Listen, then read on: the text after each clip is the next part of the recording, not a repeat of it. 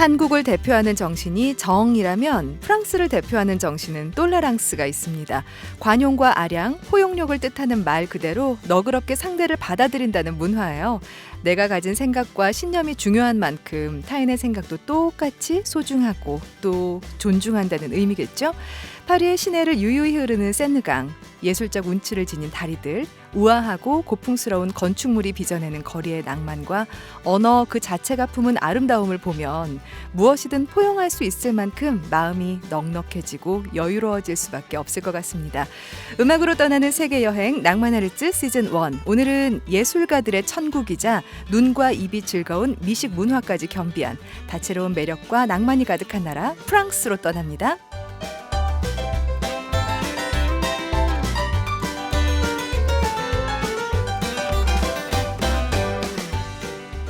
안녕하세요. 음악으로 떠나는 세계여행 낭만의 르츠 시즌 1의 진행을 맡은 황순유입니다. 낭만의 르츠는 인천광역시 연수구 송도 글로벌 평생학습관과 함께하고요. 네이버 오디오 클립 낭만의 르츠와 연수구청 유튜브를 통해 다시 청취하실 수 있습니다. 패션, 인테리어, 음식 이런 각 분야에서 흔히 들을 수 있는 프렌치 스타일, 우리한테도 꽤 익숙한 단어죠. 프랑스 파리 남자라는 뜻을 가진 파리지앵 역시도 자주 들었던 말이고요. 예술과 낭만의 도시라 불리는 파리를 품은 프랑스, 고대와 중세의 문화는 물론이고 근대와 현대 그리고 미래의 문화가 함께 숨쉬는 곳으로도 유명합니다. 아름다운 예술품과 건축물 또 식도락 여행을 가능하게 할 만큼 맛있는 음식들 또 깊이 있는 샹송의 선율까지 볼거리, 들을거리, 먹을거리가 다양한 프랑스로 여행을 떠나볼게요. 오늘 프랑스 여행을 함께 떠나주실 분들을 소개해드립니다. 미선 레나타 듀오 어서 오세요. 반갑습니다. 안녕하세요. 안녕하세요. 두 분이 각자 자기소개를 좀 해주시겠어요? 네. 안녕하세요. 저는 샹송을 노래하는 미선 레나타입니다. 안녕하세요. 저는 재즈 피니스트 폴 커비입니다. 반갑습니다. 폴 커비. 네, 스코틀랜드에서 왔어요. 스코틀랜드에서 두 분은 그러면 같이 활동을 하시는 분들이신가요? 네, 같은 팀으로도 활동하고 있고 네. 같은 집에서도 살고 있고 또 따로 팀으로도 네, 하고 있고 가족 관계이기도 하면서 네. 일적으로도 함께 하시는 맞습니다. 사이군요. 오늘 우리가 1시간 동안 이제 진행을 할 낭만의 르츠 시즌 1은 음악으로 세계 여행을 떠나보는 콘텐츠잖아요. 그래서 오늘 그 중에서도 프랑스 여행을 함께 떠나주실 텐데 네. 연극과 네. 노래가 예술 활동이라는 점에서는 공연 활동이라는 점에서는 비슷한 접점이 있기는 한데 사실 많이 다르잖아요. 인풋 아웃풋이 조금 다르긴 하지만 그래도 무대라는 공간은 그리고 관객을 만난다는 것은 똑같은 것 같아요. 아니 게다가 샹송은 일단은 언어적으로도 너무 소화가 안 될 것 같은데. 가사를 어찌됐건 되게 음미하면서 부를 네. 수밖에 없는 곡들이에요. 샹송 자체가요. 프랑스 샹송이. 왜냐하면 실질적으로 곡의 음률보다도 그 가사가 갖고 있는 시적인 면 혹은 되게 덤덤하게 일상을 다룬 거라면 되게 그거를 되게 강조했다고 할까? 그래서 그걸 소개하면서 연극했을 때 되게 많이 도움이 됐던 거죠. 그러니까 연극했을 때의 기억을 떠올리면 도움이 많이 됐던 게 관객분들에게 그 가사의 내용을 상상하게끔 네, 제가 이제 도구로 되고 그리고 공간에 있음에 또 상상하게끔 그쵸. 네, 감정에 대해서 느끼게끔 그 가사가 그래서 샹송에서는 굉장히 중요하게 차지합니다. 와, 네. 재미나는 인생을 살아오신 것 같아요. 낯선 나라 프랑스에서의 생활이 어땠을지도 궁금한데 문화가 많이 다르잖아요. 많이 다르죠. 굉장히 느려요. 사람들이 되게 아날로그하고 네. 그리고 저희 나라 같은 경우는 새 것에 대한 걸 되게 많이 중시하죠. 제가 처음에 갔을 때 핸드폰, 휴대폰, 신상? 신상, 그렇죠. 신상에 대해서 되게 엄청 꽂혀 있잖아요. 네.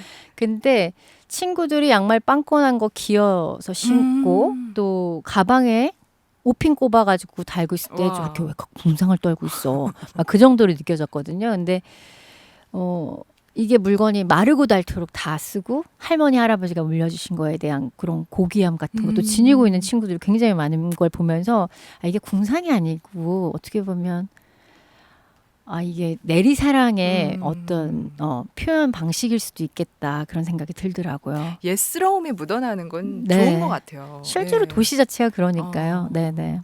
우리는 길을 가다가 낯선 사람하고는 전혀 인사를 하지 않는데 왜 아. 프랑스 영화 같은 거 보면 막 자전거 타고 가다가도 봉줄? 딱 그 발음으로 봉줄 싸가? 실제로 그래요? 네.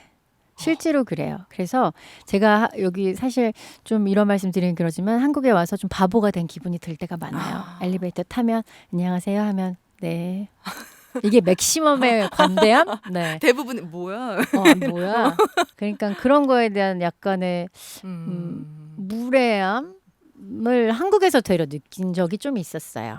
처음에 돌아왔을 때. 그래서 되게 인사 문화가 굉장히 일상이에요. 표 살 때, 뭐 어디 상점에 들어갔을 때 꼭 거기 있는 상점 직원이나 주인분이 먼저 인사를 건네는 건 아니고 누구나 상관없이 누구든. 네, 누구든 먼저 상관없이 bonjour 아니면 내가 뭐 기차표를 살 때도 bonjour, je vais 뭐 이렇게 먼저 얘기를 해요. 그래서 제가 처음에 어학하러 이제 공항에 내려가지고 그 북부 도시에서 이제 어학을 했는데요. 릴이라는 곳에서 거기 이제 가려고 표를 이제 그 분께 저 릴 가는 표 주세요. 이렇게 말했더니 꼬몽 뭐라고요?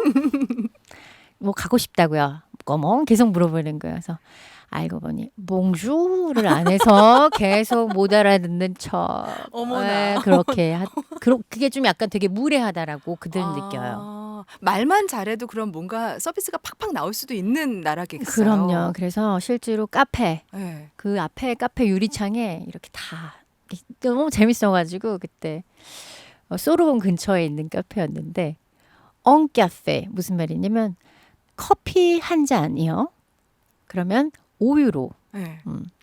엉카페 실브플레 주세요. 커피 한 잔 주세요 하면 이제 그게 뭐 한 3유로 오. 뭐 이렇게 내려가고 그다음에 봉슈 엉카페 실브플레 이렇게 하면 이제 2유로로 내려간다는 와. 뭐 그런 얘기가 있어요. 몇 유로 정도에 드셨어요? 저는 보통 한 1유로 53띠 뭐 이렇게 마셨던 거예요. 실제로 저는 좀 과하게 친절한 편이거든요. 그러면은 저는 계속 공짜로 먹을 수 있어요. 공짜까지는 아니지만 1+1 정도 해드리지 않을까. 좋다. 괜찮다. 저한테 맞는 나라인 것 네. 같은데요. 진짜 실제로 정말 대화를 많이 해요.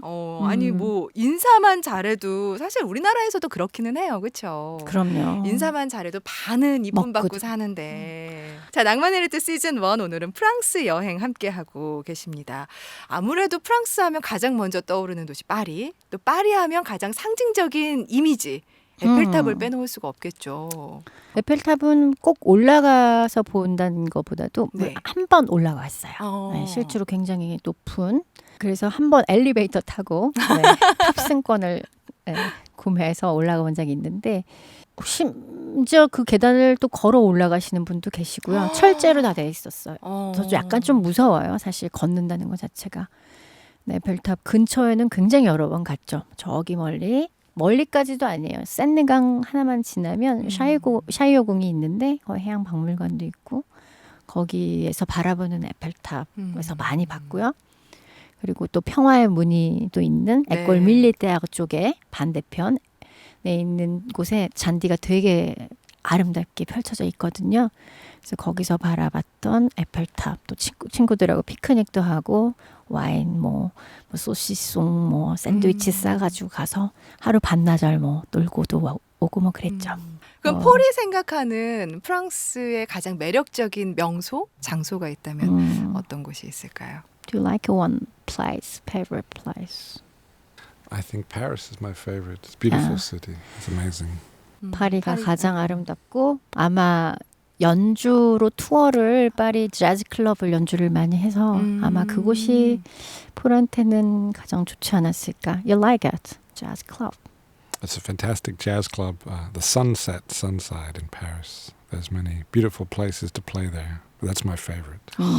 선사이드라는 얼마나, 재즈 클럽이 있는데 거기가 가장 아름다운 네 그곳이고 늘 언제나 파리 관객분들이요 그 수준이 굉장히 높으세요. 네, 그게 일단 굉장히 중요하잖아요. 공연하는 사람들한테는. 어마어마하게 중요하죠. 네. 그래서 그때 언제나 꽉꽉 채워서 연주를 했을 때 그 호응도 그리고 연령대가 굉장히 다양해요. 그 음. 관객층이. 실제로 할머니 할아버지 분들이 되게 많으세요. 그러니까는 중장년층들이 너무 좋아하시고 그리고 이미 너무 어렸을 때부터 음악과 가까이 지내셨던 분들이라서 그분들이 손녀 손주 데리고 오세요. 그래, 오셔가지고 정말로 편하게 보고 와인 한잔 하씩 하시면서 듣기도 하시고. 그 나라의 문화 수준을 알 수 있는 게 작품도 물론 있겠지만 그럼요. 관객이나 관람객 수준이 저는 크게 좌우한다고 생각해요. 완전히 네. 동감합니다. 그러시구나. 전적으로 동감합니다. 그리고 우리가 또 이제 프랑스 파리 하면은 다녀온 사람들은 사실 네. 사람 뒤통수밖에 못 봤다고 얘기하지만 기왕에 갔는데 루브르 박물관 안 가볼 수 없잖아요. 루브르 박물관 너무 좋죠. 작품도 얼마나 좋은 게 많아요. 그렇죠? 예. 그 모나리자 작품을 보기 위해서 그 수많은 인파를 뚫고 가야 됩니다. 저는 루브르 박물관은 어찌됐건 그 사실 실제로 궁으로 사용됐던 장소이기도 하고 유서가 굉장히 깊은 곳이라 거기서 바라보는 미니 개선문부터 개선문 저기 멀리 라데프랑스까지 신개선문까지 쭉 연결돼서 보이는 그 풍경이 너무 아름답고 좋고요. 실제로 밤에 그 조명만 딱 켜졌을 때도 꼭 박물관 안에 작품들을 구경하지 않더라도 밖에서 보는 그 정취가 어마어마해요. 아니 워낙 작품 수가 많으니까 네. 이게 정말 뭘 봐야겠다라고 잡고 가지 않으면 관람하기가 쉽지는 않을 것 같은데. 그런 것 같아요. 저도 실제로 모나리자를 보려고 갔었으니까요. 아니, 정해놓고 가셨구나. 네, 예. 실제로 너무 그냥 궁금했어요. 요거는 봐야겠다. 어떤 사이즈에 생각보다 너무 작은 거야.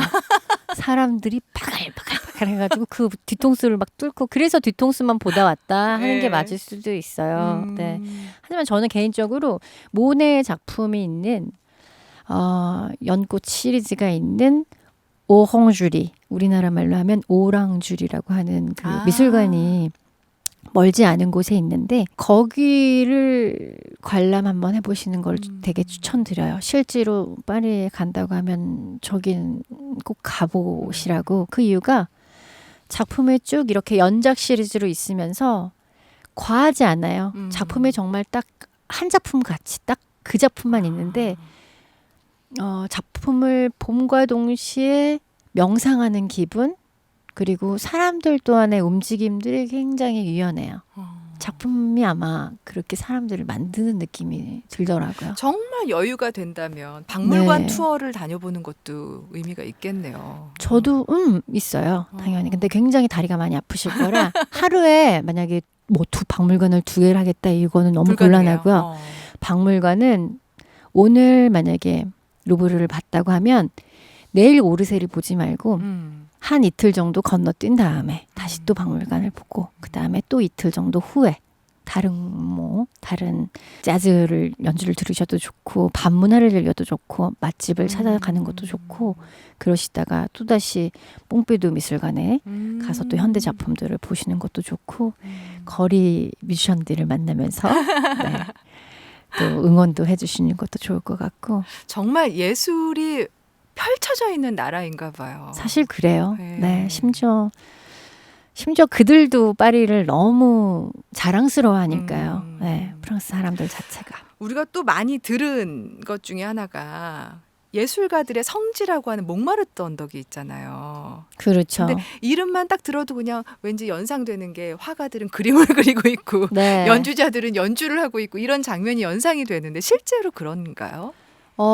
실제로 일요일이 되면 콘트라바시스트가 오. 혼자 와서 연주를 정말로 멋지게 하고 와우. 본인이 녹음한 바로 사크르케르 성당 옆에 하얀 그 성모의 성당 바로 옆에서 이렇게 연주를 하고 아코디오니스트도 연주를 하고 그러니까 시간대별로 약간 본인들이 이제 나름 스케줄을 조율을 정하시겠죠. 해서. 네. 그리고 조그만 바에서 또 기타 재즈 마누쉬 프랑스 집시 연주하시는 분들 기타 2대와 컨트라베이스 하는 분들도 계시고 저는 되게 인상 깊었던 게 몽마르트 언덕 그 광장 옆으로 그 광장 안에 되게 많은 그 화가분들이 계세요. 그래서 자화상도 막 그려주시고 뭐 이렇게 소상화 이런 거 그려주시고 그 바로 옆에 크레퍼리 그러니까 크랩 하는 그 공간 앞쪽에 뮤직박스를 돌리면서 마치 1950년에 에디트 피아프를 본 듯한 그런 느낌으로 노래를 하시는 여성 가수분이 계셨어요. 저는 일요일이 되면 그분 만나러 많이 가죠. 뭐 아는 척을 꼭 하진 않더라도 이렇게 보고 시원시원하게 뻗어내는 그 창법이며 아주 세상 여기가 다 무대예요. 막 그 멋지다. 뮤직박스를 돌리면서 그 뮤직박스가 반주를 해주면 거기에 노래를 막 또 신랄하게 하면서 뭐 또 풍자도 했다가 막 이렇게 하는데 이분이 그때 벨 에폭 시대 1900년 그 네, 전후로 네, 네. 해서의 처음 그 시대에 태어났으면 정말 한 획을 걷겠다. 참 시대를 살짝 벗어나서 태어나셨구나. 그런 느낌이 든 적이 있었습니다. 그렇게 거리에서 연주를 하는 뮤지션도 네. 본인은 모르지만 이렇게 팬이 있었던 거잖아요. 그럼요. 보이지 않는 팬들이 얼마나 많았을까요. 프랑스 미식의 나라. 요거는 뭔가 공식적으로 좀 성립이 되는 거잖아요.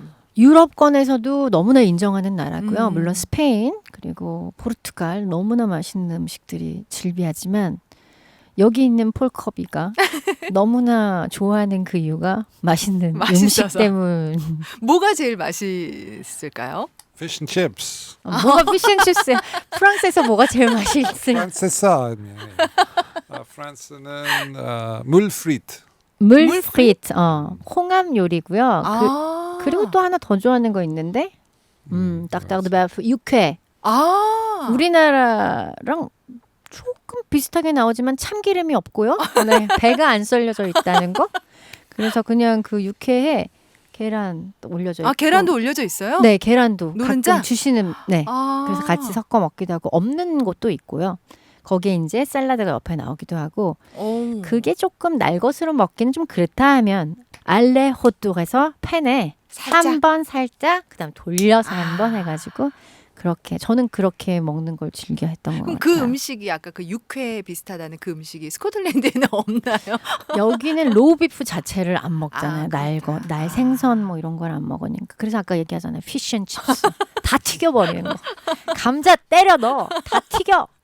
뭐 생선 튀겨 넣어. 뭐다 때려. 이렇게. 옛날에는 진짜 한 10년, 20년 전만 해도 프랑스 요리 하면은 우리 막 그런 프랑스 음식점 가서 달팽이 요리 이런 거 생각했잖아요. 네, 달팽이 요리. 근데 최근 들어서는 뭐 일본 음식도 가정식, 이태리 음식도 가정식, 우리나라도 백반이나 집밥이 더 이제 사람들이 많이 먹고 싶어 하는 것처럼 프랑스 가정식도 좀 네. 많이 알려지는 것 같아요. 어떤 음식이 있을까요?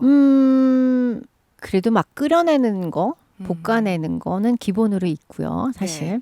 저는 개인적으로 좋아하는 건 부아베스라고 해가지고 그 부아베스. 생선과 해산물을 오랫동안 끓여가지고 아. 약간 수프드 부아송 생선 숲 같지만 조금 더 탱글탱글한 생선들이 살아있는 듯한 느낌인데 생선의 고유함 그 다음에 이제 거기 안에 곁들여진 야채들의 조화 그게 또 입맛을 너무 자극하고요. 그 다음에 뭐 아니면은 하타투이, 라타투이라고 해서 냉장고에 있는 남겨지는 음식들 뭐 그걸 짜투리들? 다 짜투리들 뭐 남은 호박 가지 다 때려 넣어 해서 이제 뭐 다 볶아내는 그렇게 해서 먹는 것도 뭐 그냥 아주 심플한 가정식이라고 할 수 있고 뭐 닭이 있다고 하면 꼬꼬방 거기도 꼬꼬예요. 네 꼬꼬예요. 꼭 COQ인데 꼭 꼭. 오방 그 상표 중에 있잖아요. 네, 스포츠 맞아요. 상표 네, 중에서. 그렇죠. 그래서 꼭 닭, 오, 방은 마시는 와인을 방이라고 하거든요. 그래서 꼬꼬방. 네, 그래서 와인에 빠진 닭해서 어머나. 그걸 오랫동안 끓여요. 그래서 전에는 꼬꼬방을 뭐 레드 와인으로도 해서 먹기도 했는데 이제 요즘에는 또 선호하는 취향에 따라서 뭐 화이트 와인도 넣었다가 그렇게 해서 먹기도 하고 그걸 오랫동안 이제 삶아내는 거예요. 침 넘어가. 벌써 침 넘어가. 어떡해. 뭐 아주 좋아하지 거기서 엄청 좋아하거나 그랬던 건 아니지만 네. 너무 그래도 그게 좀 가정식이라면 가정식일 수 있는 요리들 그리고 아까 전에 물프릿 네, 아까 처음으로 꼽으셨던 게 네. 홍합 요리. 홍합 요리 네. 제 앞에 이 메뉴가 있어요. 어떻게 책을 가지고 오셨어요 지금. 사실 너무 좋아요. 제가 프랑스 요리 자체를. 아. 네, 저도 너무 좋아하고 심지어 저는 한식보단 거기서 있으면서 그쪽 요리를 더 많이 즐겨 했었기 때문에 한식은 좀 자신이 없어요. 만드는 게. 근데 이건 막 보면서 저도 어떻게 하나 또 보기도 하고. 그래서 물 마리니에라고 해서 와인에 일단 백포도주가 기본이고요. 네. 그래서 백포도주에 뭐 샐러리와 양파 그런 게 들어가기도 하고 그걸 오랫동안 끓여요. 그러면 이제 거기서 빠져진 홍합 국물이 얼마나 또 짭조름하니 맛있겠어요. 거기 안에 또 가끔은 어떤 뭐 토마토 베이스하는 물프릿이 있고 또 크림 베이스로 하는 물프릿이 있고 그래서 이제 거기에 곁들여지는 게 프리트 감자튀김이에요. 그래서 거기다 찍어서 톡또 먹고 씹어가면서 네. 그래서 이제 약간 파리의 1시간 떼제베로 1시간 정도 위로 올라가면 북쪽에 옛날에 공장 지역이었던 지금은 물론 도시지만 공장 지역이었던 그곳에서 굉장히 가까워요. 벨기에에서 사실 물프릿이 왔어요. 더 위로 올라가자고 하면 해안가로 해가지고 이렇게 내려온 건데 릴에 그래서 그렇게 홍합 요리 전문점이 되게 많아요. 그러면 이제 지금이 딱 시즌이에요. 지금이 네, 제철이에요. 제철이에요. 벼룩시장 지금 코로나만 아니면 벼룩시장이 정말 유럽 최대의 벼룩시장이 그 옆으로 확 열려요. 그러면은 모든 가게마다 자기네 물건들을 가지고 온다거나 그냥 일반인 사람들도 어떤 가게 앞에서 자기들 물건들을 놓고 팔고 집 앞에서도 팔고 음악은 울려 퍼지면서 한쪽에서는 축제네, 축제. 축제예요. 한쪽에선 홍합 어느 집이 홍합을 오늘 많이 팔았나면서 그 산을 막 쌓아놔요. 홍합 껍질 네. 이만큼. 그게 거의 훈장이에요. 오늘 우리는 이만큼을 아. 팔았다. 오늘 이랬다. 그래서 너무 좋다. 네, 홍합 먹는 시즌. 이야. 저희 나라는 포장마차 가면 홍합탕 있지만 그렇죠. 여기는 네. 그래서 제가 개인적으로 좋아하는 건 물 알라크렘. 그래서 크림이 들어가 있는. 네. 근데 기본은 어찌됐건 백포도주니까. 그거 이름 하나 알아두면 좋을 것 같아요. 아까 물 프리시? 물 프리트. 프리트. 어. 물 프리트. 네. 아. 그리고 웬만해서 관광지에서 팔긴 해요, 사실. 시즌이 아닐 때는. 왜냐면 손님 호객도 그때 네. 할 수 있고 또 실제로 뭐 구석에 있는 레스토랑에서는 해산물 요리집이 아니고선 좀 만나기 어렵긴 하죠. 얘기를 나누다 보니까 에펠탑도 그려지는 것 같고 몽마르트 언덕의 그 화가와 연주자들의 모습도 막 보여지는 것 같아요. 거기에다 네. 지금 먹는 얘기까지 했어요. 네, 또 그것만 있겠어요. 크랩도 있잖아요. 어떡하면 좋아. 크랩살레, 크랩시크레. 우리가 알고 있는 크레페. 크레페 실제로 거기 노르망디 이쪽 브리타니 지방에서 네. 건너온 건데 굉장히 보편화가 되어 있죠. 그래서 그게 과일을 넣었거나 아니면 크림을 넣었거나 뭐 밤크림을 넣어서 달콤하게 아니면 버터에 설탕을 넣어서 달콤하게 한쪽은 또 ჟam봉베어 해서 이제 뭐 햄이랑 또 버터를 넣어서 해서 쌀게 좀 짜게 먹기도 하고 또 어떤 요리사를 만나냐에 따라서 또 스페셜 크랩해서 또 스페셜리티해서 또 그렇게 먹기도 하고 크랩 프리가 되게 많아요. 아니 지금 이렇게 말씀을 하시면서도 미선 씨조차 프랑스 추억이 너무 많이 생각이 날 것 같아요. 그럼요. 되게 추억이 나고 사실 이 방송을 잠깐 이렇게 만나면서 저의 20, 30대가 약간 추억이 소환된 느낌이었어요. 그리고 1년에 무조건 한 번씩은 나갔는데 못 못 나가니까 그 마음을 대변해가지고 그 못 먹었던 것들을 다 떠올리면서 저는 얘기를 들으면서 제 마음에도 무언가 예술가적 감성이 지금 막 꿈틀꿈틀 싹트고 있는 그런 네. 기분이 들었어요. 근데 제 앞에서는 지금 폴컵이 계속 피아노 반주를 좀 하고 싶은 요 할 손동작이 타임이구나. 네, 할 타이밍이죠. 그러면 그렇죠? 요 프랑스 여행을 우리 네. 또 음악 빼놓고 갈 수는 없으니까요. 네. 어떤 음악으로 좀 들어볼까요? 잠깐 이게 먹는 거에 너무 치중이 돼서 그랬나? 네, 제가 생각했던 곡은 아닌데 네. 소개하려고 했던 곡은 아니지만 세시봉이라는 말이 있습니다. 너무 맛있어. 그리고 너무 행복해. 라는 표현을 세시봉 이렇게 얘기를 하거든요. 세시봉. 맛있어. 사실 진짜 너무 행복할 때 쓰는 표현이기도 하고 네. 그래서 가사 내용을 좀 전달해 드리면 이 곡은 샤를 트레나라고 하는 분이 소개하면서 되게 유명해졌는데요. 너와 함께하는 이 길에서 우리가 이렇게 행복하게 걷고 있는 이 순간에 사람들은 우리를 질투한 눈빛을 보내는 것 같아. 하지만 이 기분을 만끽해보자. 가끔은 너와 손잡고 가는 이 길이 가끔은 정말 소름 끼치게 좋을 때가 있어. 라는 내용을 담고 있는 곡입니다. 아, 너무 맛있고 그래요. 사랑스럽고 행복한 노래가 될 것 같아요. 네, 좋습니다. 자, 음악으로 떠나는 세계 여행 낭만의 루트 시즌 1 프랑스 편 함께 하고 계십니다. 1부 마치면서 미선 레나타 듀오가 들려주는 아름다운 샹송 한 곡 감상해 보시면서 남은 이야기 2부에서 전해드릴게요. 세시봉.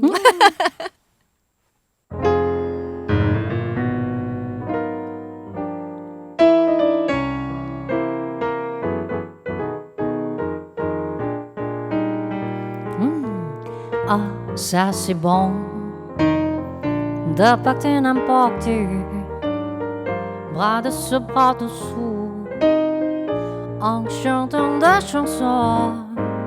Ah, ça c'est bon de se dire des mots doux, un petit rien de tout, mais qui en disent long.